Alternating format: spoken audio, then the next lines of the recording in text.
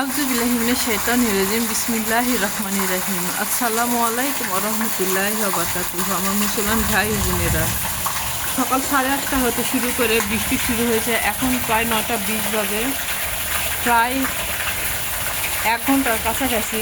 মুসলমান ভাই ও বোনেরা, তো বৃষ্টি দেখে নবী করিম সাল্লাল্লাহু আলাইহি সাল্লামের কিছু সুন্নতের কথা মনে পড়ে গেল।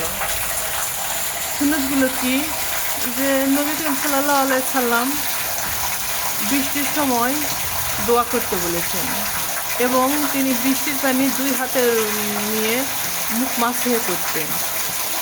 তো মুসলমান ভাই বোনেরা, এখন কিন্তু সালাতুল চাষ বা দোহার সময় অন্তত পক্ষে 2 রাকাত সালাতুল চাষের নামাজ পড়ে আল্লাহ সুবহানাহু ওয়া তাআলার কাছে বৃষ্টির সময় বেশি বেশি আল্লাহ সুবহানাহু ওয়া তাআলার কাছে দোয়া করি। ইনশাআল্লাহ তাআলা আল্লাহ সুবহানাহু ওয়া তাআলা আমাদের মনের আশাগুলো পূরণ করবেন ইনশাআল্লাহু তাআলা। আর দেখছেন বৃষ্টিতে কী অবস্থা, প্রচুর বৃষ্টি হচ্ছে। আর এটা আমি আপনাদের ক্যামেরাবন্দিতে দেখতে পাচ্ছি না। আর এটা হচ্ছে আপনার জলাবদ্ধতা সৃষ্টি হয়ে গেছে। আসসালামু আলাইকুম আমার মুসলমান ভাই ও বোনেরা।